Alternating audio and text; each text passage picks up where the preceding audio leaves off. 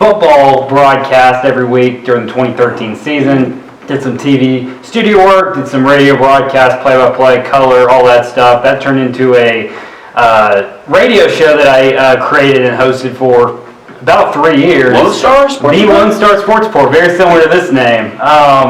You did not. Full disclosure, you came up with the name, the CFISD Sports Report. I did, yeah. You did not stray too far.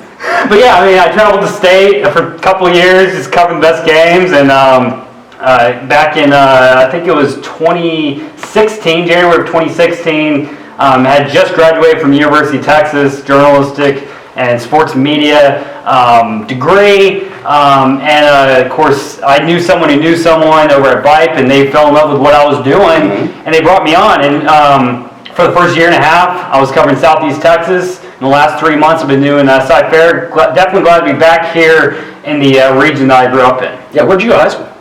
St. Thomas, but I started in CFISD. I did not even know that. That's the first time I'm hearing that. Obviously, you're a Cy Ranch graduate, if I'm not mistaken? Yeah, graduated from Cy Ranch in 2014. And my position is that, like that old bumper sticker, right? Like, I wasn't born in CFISD, but I got here as fast as I could. I went to Woodlands High School. I'm not proud of the Woodlands. I don't like the Woodlands. I hate the principal there, certainly. I had nothing but bad memories, so I sort of adopted CFISD as my honorary home, and it feels like home. It's certainly a very special place. So we're here, the CFISD Sports Report, to bring you the biggest news and analysis in CFISD. We are the guys doing it. I mean, there's really nobody else you could even turn to for this kind of analysis. But we wanted a podcast. I felt like the district deserved it, right? It's a very special district, 10, soon to be 12 high schools competing at the varsity level. Some of the best athletes in the state, I think. Consistently, we saw De'Aaron Fox just go in the NBA draft, right? He was a CFIR product. So it's a special place that deserves special coverage, which is what we're trying to do with the CFIR Sports Report. So we'll get into it. And I think probably for the district, the biggest story in the offseason, since we last recorded a podcast for the VW cast, was Cy Falls basketball won the state title. Obviously, that was a huge moment. You were actually there, were you not, Thomas? I was, and I was there for most of their postseason run and a couple of their regular season games too. And it's just cool to kind of see them, become this. I think it was the second team in district history to win state in basketball. I believe Cy-Fair won it in the early 70s. They won a national title. Actually, 71, it was a national title they still had back then. I'm not sure what the details of that were. I need to look in detail, but you're right. That 71 team was special. It's talked about a lot. I think that's the equivalent of like a Max Preps national championship. I think you're right. I don't think it was actually a game, no. In 2015.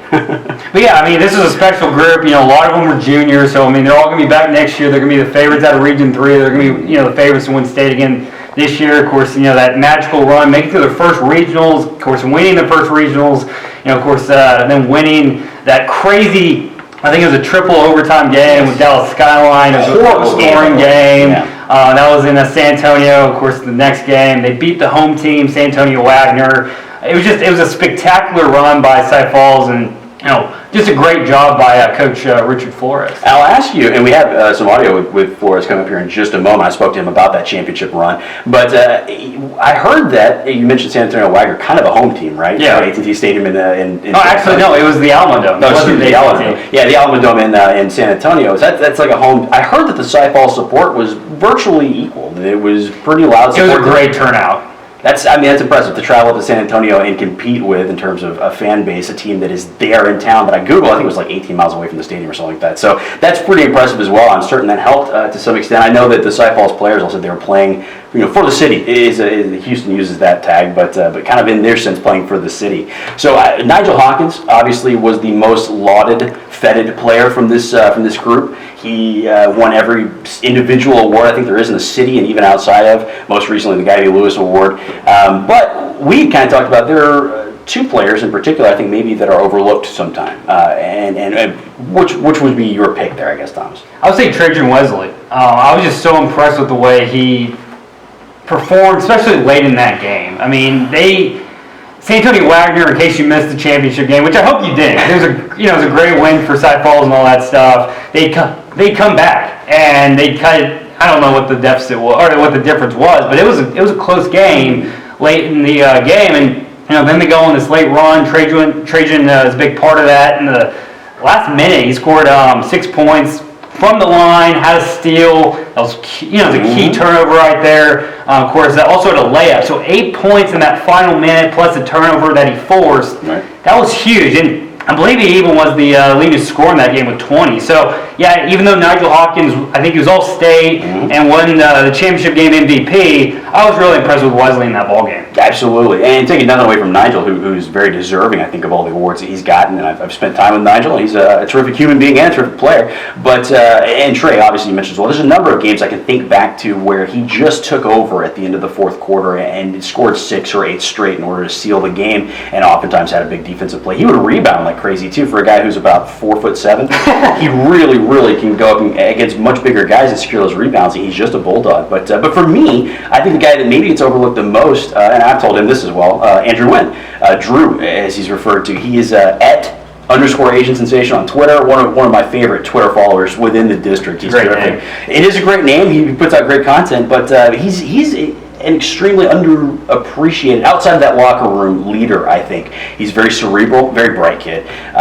Really understands the game, understands his teammates, and is able to get them the ball in a place that's going to make them successful. He works well within the flow of the offense. He doesn't need to have touches necessarily or shots. I mean, he's just a team-first, selfless kind of guy, and he was very effective, particularly distributing the ball and hitting key threes throughout that playoff run. So I think that, obviously Nigel's going to be very much in the spotlight at the beginning of next season because he's a junior. Both the guys we mentioned are juniors as well. But those two guys, Trey and Andrew, are going to be very key to the run next year as well. I certainly hope that we see another state title run because, and maybe I'll actually get to go this time. I don't know because the Chronicle usually sends Angel Verdejo or Adam Coleman, but I would like to be in attendance for a state title game this time around. So that's the biggest story. Also a story, we had a McDonald's All-American, Dee Richards. Did you watch the All-American game? I did not. I watched it. Did you watch it live? I didn't watch it live. I watched about the first couple. I did not watch it live. I watched first half, a little bit of the second, a little bit of the third quarter. Second straight year we've had an All-American, I think. We did. De'Aaron Fox the year before. Nancy Mulkey was, I want to say, 3 years ago? Maybe the third consecutive year. That's out of my range. It may be a couple. I need to check the dates on that. But CFISD, a regular player in the McDonald's All-American. She was big in that game, 16-9. I believe Team West lost, but she was big individually. Right. The way they do that All-Star game is kind of, it's of course it's a real game, but it doesn't play like it's a real game. It's a very NBA All-Star game. Oh yeah, there's no defense being played whatsoever, and it's all a million points, and a lot of it is not alley-oops in the girls' game necessarily, but it's certainly. There were some of the boys' game though. They were hot dogging it. Yeah, they should really learn to play some defense. So speaking of defense, remember to edit this part because I'm gonna go to the rich floors on you.